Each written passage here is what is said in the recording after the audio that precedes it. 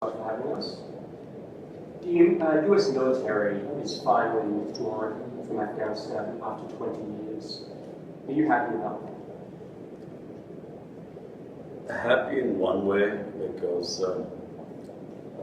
there was never going to be any military solution in Afghanistan. Anxious that they are leaving.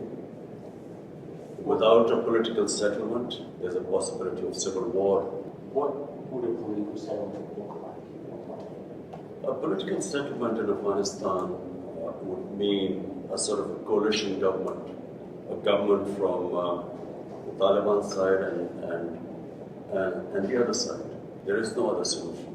Do you think the Americans made a mistake by saying we're getting out by September 11th? Difficult, they have got themselves in such a big mess. They had to give some sort of time frame. But at the moment they gave a time frame, Taliban would have considered that a victory. How do you feel about the prospect of the Taliban effectively controlling Afghanistan? Like, are you happy to welcome them into the community of nations? As far as Pakistan is concerned, whoever represents the people of Afghanistan, we will deal with them. But what if they're not democratically elected? That's not through elections, they've done it through brute force. And does it not concern you on some level that this group of people is accumulating power right next door to you? Look, I'm not a spokesman for Taliban. For me to say, what they are doing or what they shouldn't be doing is pointless right now. In case Taliban go for an all-out victory, there is going to be incredible amount of bloodshed. And let me tell you, the country that is going to suffer the most after Afghanistan is going to be Pakistan. Will you allow the American government to have CIA here in Afghanistan to conduct cross-border counter-terrorism missions against Al-Qaeda, ISIS, or the Taliban? Absolutely not. There's no way we're going to allow any bases, any sort of action from Pakistani territory into Afghanistan. Absolutely not. Pakistan suffered 70,000 casualties, more than any other country, by joining the American war. We will be partners in peace, not in conflict. Have you spoken to Joe Biden since he took office? No, I haven't. Is there a reason for that? No, whenever he has time, he can speak to me. But at the moment, clearly, he has other priorities. What would you say to him if you had the meeting? You see, the US has a big responsibility as the most powerful nation in the world. They have this huge responsibility in the subcontinent. This is almost 1.4 billion people living in the subcontinent. We are held hostage. One dispute in Kashmir, a disputed territory, according to the United Nations Security Council resolutions, there should have been a plebiscite for the people of Kashmir to decide about their own future. That has never taken place. It's frustrating. Over 100,000 Kashmiris have died in this freedom struggle. And it can easily, if the Americans have the resolve, the will, this can be sorted out. Let's talk about a relationship that many people are concerned about. How are your current relations with Indian Prime Minister Narendra Modi? When I became the Prime Minister, I reached out to him immediately. I said, you come one step towards us, we'll come two towards you. Television, I said this. And I said that, my main concern, my main reason for coming into politics was to eradicate poverty in Pakistan, make it a welfare state. This is why I came, and secondly, rule of law. These were my two slogans, make Pakistan a welfare state, rule of law in Pakistan. And the best way to eradicate poverty, not just in Pakistan, in India as well, is to trade with each other. India is a huge market. Pakistan is a market of 220 million people. But it's a door to Central Asia and to the energy corridor, which India is energy short. So we would mutually benefit each other. So I reached out But I realized that I was up against an ideology. You see, Narendra Modi is RSS. RSS is the party which was formed in the 20s, which idealized the Nazis. You can even Google it. The founding fathers looked up to Hitler and the Nazis and racial purity and all that sort of that ideology. And so we came up, and my government came up against this brick wall. We couldn't go through and we couldn't understand in the beginning. And then it gradually came out when the steps they took in Kashmir. Unilaterally, they took away Kashmir's statehood in 2019, August 5th, 2019. And so since then, we have there's a freeze on our relationship. We cannot start talks until they go back, they take back the steps they took on 5th August 2019 when they unilaterally took away the statehood of Kashmir. I want to ask you about something you talked about on live television. It was a very serious and painful issue. You were asked about the epidemic of sexual violence and rape in Pakistan. And you acknowledged the seriousness of the problem, and you talked about Pakistan's strict laws. You were also quoted as saying that the practice of women wearing veils, quote, is to stop temptation. Not every man has willpower, you said. If you keep increasing vulgarity, it will have consequences.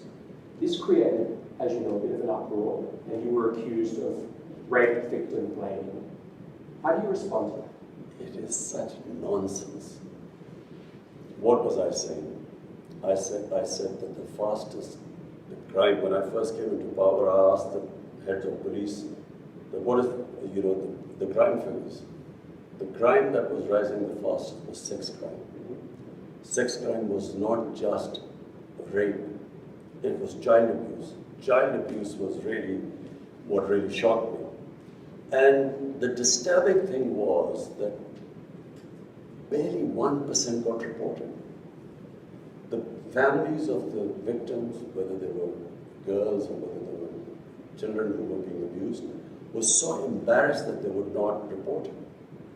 So therefore, what I was saying was that law enforcement can then basically only deal with less than 1%. The rest the society has to deal with. And the society through awareness. And I never said veils, this was never said. I said the concept of parda. Concept of parda is avoid temptation in the society. So, and I went further. We don't have discos here, we don't have nightclubs. You don't have any, like in Western societies, you don't have any places where boy meets girl. So it is a completely different society, way of life here. So if you raise temptation in the society to the point, and all these young guys have nowhere to go, it has consequences in the society which were reflected in the crime chart. So one, you fight sex crime through law enforcement, but because the majority, and majority means 99% of sex crimes are not reported, and this is according to the police officers. So therefore, the society, public, schools, awareness, teachers, media, everyone must join in because that's how we will sort of raise awareness against sex crimes. So the concept of, I used clearly, I know exactly what I said. I said the concept of parda. Parda is not just it's to reduce temptation in the society. So this is what I'm trying to get, is the clarity, and I'm glad that you can explain this. What are the forms of temptation that need to be curtailed to stop the rise of rape? For one, and remember, rape is less. Okay, sexual violence. What are the forms of temptation? So child abuse is much more than rape. Okay. So these were the shocking things. So, for instance, one thing we also discovered, because then we did a bit of research on mobile phones. Right. Children have mobile phones. Material available on mobile phones. Children have never been, they've never seen such material in human history. It's never happened. Children have never had this exposure before. So when I said the whole society has to fight, starting from, how do we deal with this? And by the way, we are now trying to find out how to control content on the social media. So that's one, but at the moment it's free for all. And then, television plays, they should be educating people, about the sort of things that children are exposed to. And so when you mean the society, you mean all the various ways, starting from schools, everywhere. The society must fight sex crimes. You also mentioned in that interview Bollywood and Hollywood. Do you believe that Bollywood and Hollywood films have contributed to this rise in sexual violence? Absolutely. When I can only compare when I went to England as an 18-year-old. There were adults-only films. The content on films was completely different. And then we saw it changing throughout. What was taboo maybe in early 70s was acceptable late 70s. So when on films the content gets X-rated and these become acceptable, clearly it has an effect on the society. X-rated is sort of underground. I mean, you don't really believe the Hollywood films or mainstream Hollywood or Bollywood films are causing a rise in sex. No. You see, what kind of films? Let me tell you, Hollywood, the way it works in the subcontinent, from Hollywood it goes to Bollywood, which is in India, which has completely changed again. What was the Indian film industry in the 70s and the 80s, gradually in the 90s, and what it is now, is completely changed. So the content is completely different. And it has an impact on the society. If anyone is telling me that this does not have an impact, you can just read, you can just see the divorce rates, you can see the sex crime. It has an effect both in India and Pakistan. So we then take the content from India, out of the films take it. And so basically what I was saying was that there must be an alternative. You must show an alternative, our own way of life. There is another way of life. Because modernity is not just permissiveness. It's not modernity. If we are thinking that, if you just have more and more permissive content on television or on films, this is modern. It's not modern. Again, I watch a lot of Hollywood films. I don't see anything that would inspire me to commit acts of sexual violence. But Jonathan, you live in a Western society. I know. So you've grown up there. I'm talking about the impact it has on our society. We have seen the change here. There's a massive change taking place. And every society must analyze itself. They must work out what are the impact it is having on different segments, and then take steps. Do you think that what women wear has any effect? That's part of this temptation? Well, if a woman is wearing very few clothes, it will have an impact on the men, unless they're robots. I mean, it's common sense. Yes, but is it really going to provoke acts of sexual violence? It depends which society you live in. If in a society people haven't seen that sort of thing, it will have an impact on them. If you grow up in a society like you, maybe it won't on you. So, I'm not talking... Jonathan, you must understand, this is this problem we face. This cultural imperialism, whatever is in our culture, must be acceptable to everyone else. It's not. Every culture is different. And therefore, when you introduce things in a culture, it has different impact there. But forgive me, when you were a cricket star, you were seen as a playboy. There were photos of you with your shirts off in your bedroom.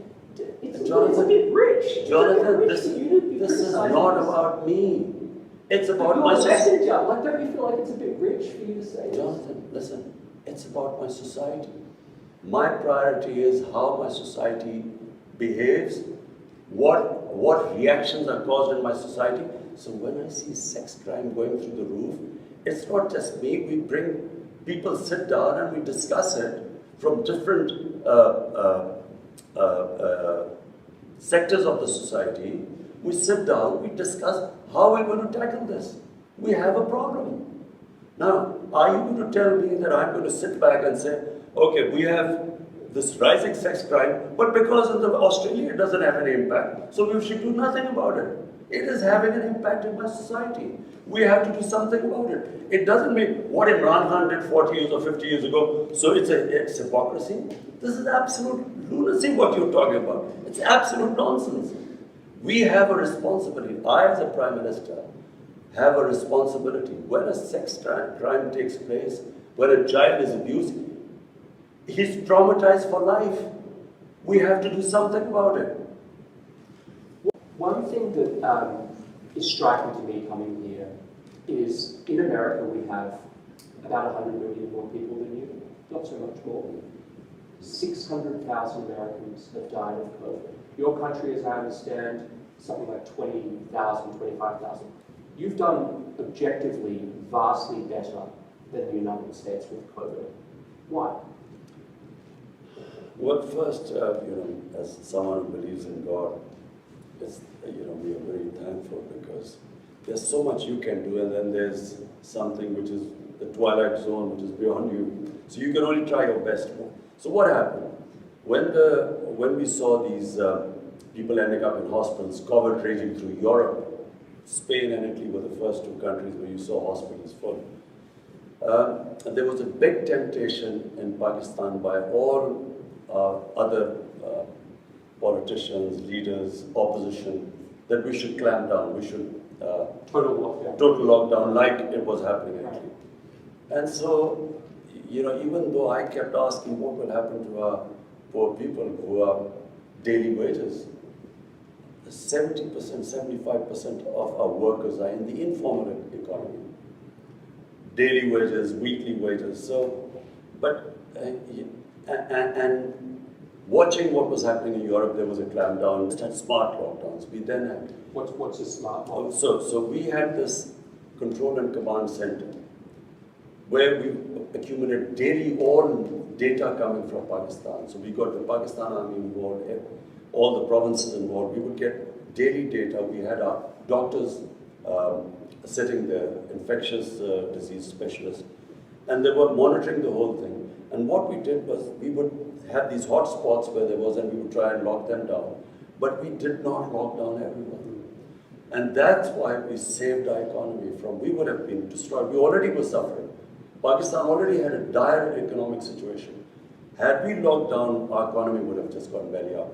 So we saved the economy, and at the same time, because you cannot lock up hungry people, our lockdowns were more effective.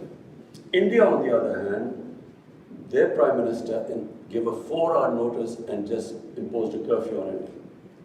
So there were these people, millions of people walking on the roads, clusters, and he did not think what would happen to the poor people. You can't, 6, 7 people living in one room, how do you lock them down? And then if you do not provide them food, how long can you keep them inside?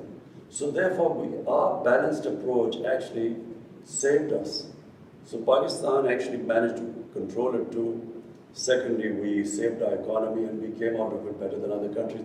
Having said that, we still haven't come out of it completely because until we vaccinate everyone. What's your dream for Pakistan? I repeat, the dream is to raise people out of poverty. That's my biggest, which is why I think what China has done is brilliant, and we've studied all the steps they took for people to get out of poverty. So that's number one. There's nothing worse than poverty in a society. Everything else is secondary.